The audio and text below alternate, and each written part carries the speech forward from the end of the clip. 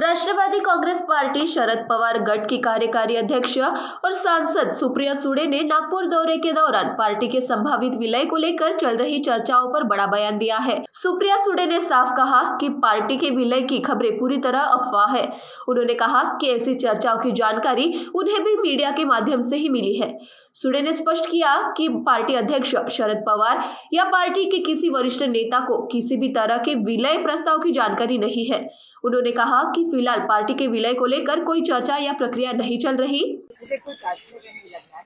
एक सशक्त लोकतंत्र में हर एक को बोलने का अधिकार है और जिस तरह से एनसीपी तोड़ी गई, पहले शिवसेना तोड़ी, उसके बाद एनसीपी तोड़ी गई, वही मॉडल आज तृणमूल कांग्रेस का हो रहा है। ये बहुत दुख की बात है। आप क्या बोलना चाहेंगे नाना पटोले को, जिस तरह से उन्होंने इस बयान को दिया है कि प्रस्ताव आया था? नहीं, मैंने नाना पटोले जी का स्टेटमेंट पढ़ा ना सुना, तो मैं कैसे बोल सकती हूँ इसके ऊपर। लक्ष्मण हाके यांनी आरोप केलेला आहे की पवार कुटुंबाने महाराष्ट्रातल्या शेतकऱ्यांना देश उधळीला लावलं. रोहित पवारांच्या उपोषणाच्या पार्श्वभूमीवर ते बोलले. एक तर मी खूप विनम्रपणे म्हणते की 12 वर्ष तर आम्ही सत्तेत नाही, एक त्याच्यामुळे 70 वर्षात सगळं जे वाईट राईट आमच्यावर आरोप प्रत्यारोप काँग्रेसवर आमच्यावर होत असतात. आता कसं आहे, नवीन सून लग्न होऊन येते ना, तेव्हा सगळं सासूच्या चुका असू शकतात, पण लग्नाला 10-15 वर्ष झाली ना, मग सासूला किती वर्ष नावं ठेवणार. सुनेनी काहीतरी जबाबदारी घेतली पाहिजे ना. वय पण वाढतं, अनुभव पण वाढतो, जबाबदाऱ्या पण वाढतात, तरी हरकत नाही. पण शेवटी जे कोणी बोलतं पवार कुटुंबाच्या विरोधात, असं आहे, पवारांच्यावर टीका केली की हेडलाईन होते. तू इतना तो हक बनताय ना त्यांना नावं ठेवायचं. हेडलाईनही होते, बातमीही होते. आणि एका सशक्त लोकशाहीमध्ये जसं मला बोलण्याची ताकद आहे, तशी मला ऐकण्याची ताकद आहे. काही तुम्ही अमरावती जिल्ह्यात जाता, संत्रा उत्पादक शेतकरी अडचणीत आहे. आता उन्हामुळे पीक खराब झालेलं, दुसरं निर्यात बंदी झालेली आहे, 90% संत्रा जात नाही आहे. काय मागणी असणार? मी खरं तर एक 15 दिवसापूर्वी देशाच्या कृषी मंत्र्यांची मी भेटी घेतली होती. आमचा कांद्याचा प्रश्न आपल्या संपूर्ण राज्यात आहे. सगळेच शेतकरी, म्हणजे मध्ये तुम्ही बघितलं असेल, माननीय देवेंद्रजी दिल्लीला गेले होते, तेव्हा त्यांनी मीटिंग घेतली होती कोऑपरेटिव्ह मिनिस्ट्रीची. त्याच्यात साखर व्यवसाय असेल, शेतकऱ्यांचे प्रश्न असतील, त्यांची ती कर्जमाफी असेल, त्या सगळ्या बाबतीत सविस्तर चर्चा झाली, असं त्यांच्याही प्रेस कॉन्फरन्समध्ये ऐकण्यात आणि वाचण्यात आलं. पण त्यानंतर केंद्र सरकार आणि महाराष्ट्र सरकारच्या कुठल्याही शेतकऱ्यांच्या धोरणामध्ये फार काही सुधारणा किंवा एक चांगला बदल किंवा गोड बातमी ही आलेली दिसत नाही. कर्जमाफी सरसकट व्हावी ही आमची मागणी आहे. कारण का खरंच प्रचंड अडचणीत आज हा बळीराजा आलेला आहे. आणि बळीराजा तर अडचणीत आहे, पण जगातल्या आर्थिक संकटामुळे देशही संकटात आले. म्हणून मी पुन्हा तेच सांगते की गेले अनेक महिने आम्ही अतिशय प्रांजळपणे, अतिशय विनम्रपणे भारताच्या माननीय प्रधानमंत्र्यांना विनंती करतोय, आर्थिक परिस्थितीसाठी ऑल पार्टी मीटिंग बोलवा. देशात राजकारण होत राहील, पण आर्थिक कंबरट ज्या पद्धतीने मोडतंय आज, ह्याच्यातून आपल्याला परत उभं राहायला प्रचंड कष्ट आणि त्रास होऊ शकतात. देश प्रचंड अडचणीत आहे. हा विषय भारत सरकार आणि महाराष्ट्र सरकारने गांभीर्याने घ्यावा. सुप्रिया जी, आखिरी गट के फिर एक बार सांसद सिंधी गट में जाने की चर्चा चल रही है, क्या लगता है, कैसे देखते हैं इसको? अरे 1.5-2 साल हो गए हम चुन के आए, तब से ये चली. मैं तो कान पक गई सुन के. कुछ नया पूछिए, कुछ नया बताइए. नागपूरमध्ये तुम्ही आलेला उन्होंने कहा कि ये नई सरकार है, यहाँ पे त्याग पत्र नहीं होता है, यूपीए में होता था. मतलब हम चाहे जो भी करेंगे हमारी मर्जी का है, हम कोई त्याग पत्र नहीं देंगे, हम जो करेंगे वही चलेगा. क्या ये सही है?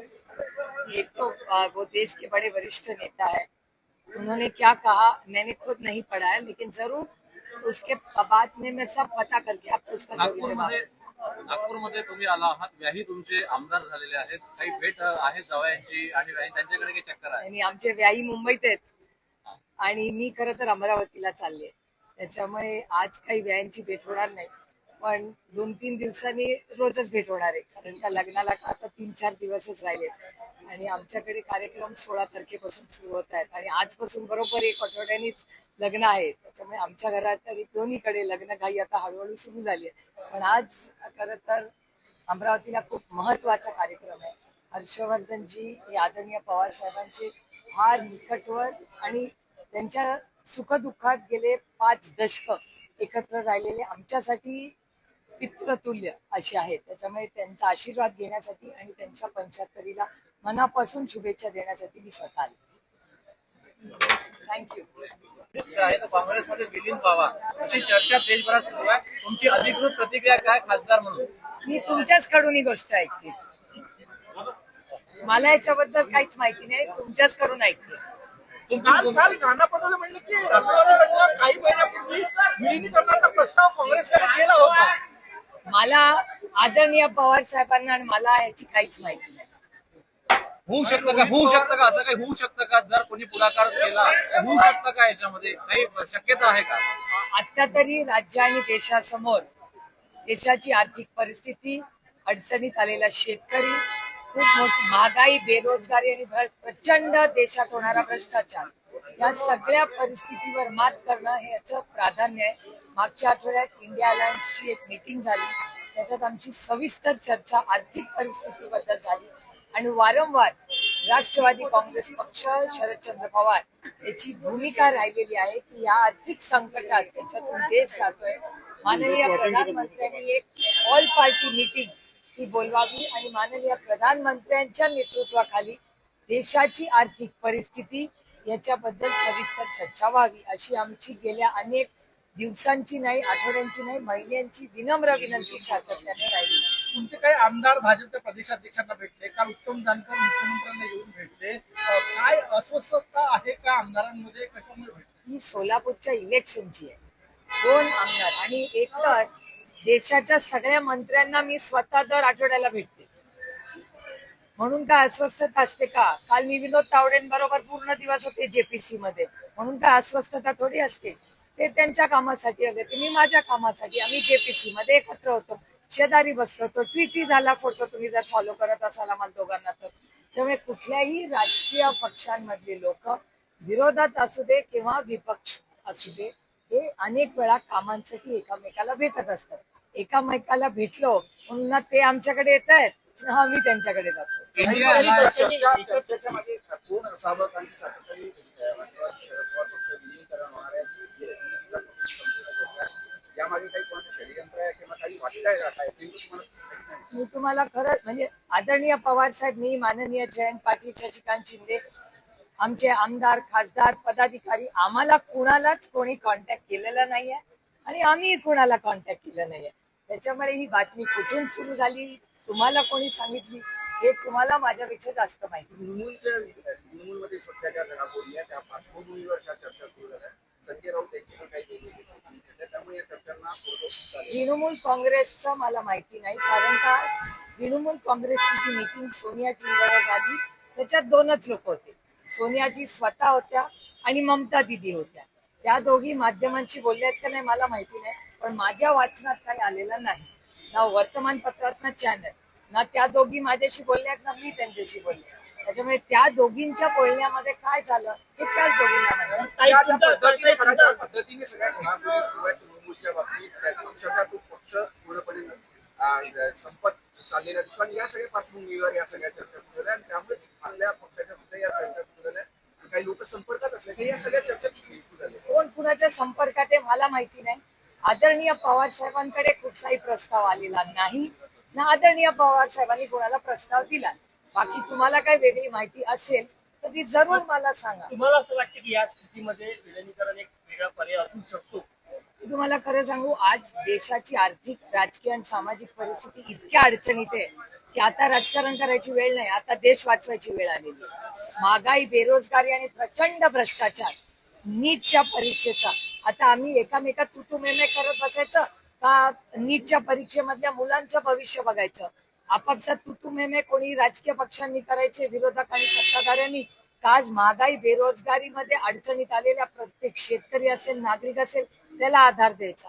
आम्हालाही काही जबाबदाऱ्या आहेत की नाही. लोकांनी विश्वासाच्या नात्याने धोरणात्मक निर्णय घेण्यासाठी आम्हाला आलेलं आहे आणि घर फोडा, पक्ष फोडा असले उद्योग आम्ही केलेले नाहीत आणि कधी करणारही नाही. आणि आता तृणमूलचं जे मॉडेल आहे ते शिवसेना आणि राष्ट्रवादीपेक्षा काही वेगळं नाही. पहिलं शिवसेनेवर हल्ला झाला, मग राष्ट्रवादीवर झाला, आणि आता तो हल्ला तृणमूलवर होतोय. काही रोहित पवार उपोषणाला बसलेले आहेत. तुम्ही जाणार आहात का? काय तुमची या सगळ्या बाबतीत पक्षाची भूमिका आहे? मी पहिल्यापासून रोहितला विनंती करत होते की असं उपोषण तू करू नको, कारण शेवटी आपली ही मोठी लढाई आहे. अतिशय असंवेदनशील हे सरकार आहे, त्याच्यामुळे त्यांच्याशी लढायला आपली ताकद ही आपण ठेवलीच पाहिजे.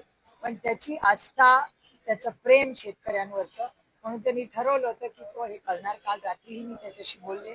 काल दिवसभर तो ताकदीने लढत होता, पण आज सकाळी मी जेव्हा आढावा घेतला, 24 तास झाले, त्यांनी काही अन्न आणि प्रचंड उन्हाळा आहे, पण शेतकऱ्यांना न्याय मिळवण्यासाठी एक मोठा लढा आज रोहित उभा करतोय, ह्याचा मला सार्थ अभिमान आहे. आणि हे सरकार किती असंवेदनशील, गरीब, कष्ट करणारे, जो शोषित आहे, वंचित आहे, पीडित आहे, त्याच्याबद्दल आहे. याचं आणखीन एक उदाहरण म्हणजे ही कर्जमाफी आहे.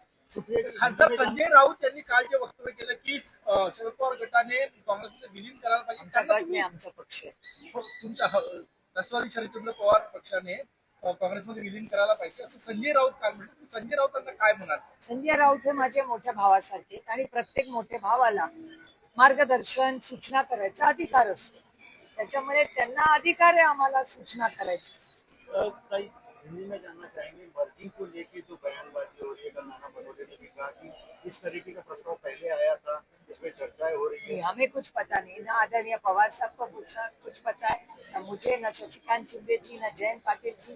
हमारे पार्टी में न किसी ने प्रस्ताव दिया है, न हमें किसी ने प्रस्ताव दिया, न हमने दिया है, न उन्होंने दिया है. भारतीय जहाजों पर जो हमला हुआ है, 3 लोग मारे गए, ट्रम्प का बयान है कोई इल्जाम नहीं है। बहुत दुख की घटना है, बड़ी मतलब बहुत दुख की बात है जिस तरह से ये हल्ला हुआ है. हमारे 3 भारतीय हमने गंवाए. हमारी अपेक्षा थी कि भारत सरकार इसका जवाब ये देना ही चाहिए. हमारे 3 बच्चे गए, इस मिट्टी के वो बच्चे हैं, भारतीय है, और उसके मान सम्मान में भारत ने एक स्ट्रॉन्ग लाइन लेनी ही चाहिए. और हमारी अपेक्षा है कि भारत सरकार इस पे चर्चा करे, और अगर भारत सरकार फॉरेन पॉलिसी में कुछ न कर पाए तो विपक्ष पूरी ताकत से उस फैमिली के साथ है. और हम ये नहीं लड़ पाए सरकार, तो हम तो पूरी तरह से उनकी तरफ से भारतीय हर बच्चे के लिए, हर भारतीय के लिए लड़ी. ममता बनर्जी पर एफआईआर के निर्देश दिए हैं। Bureau report NTV 24.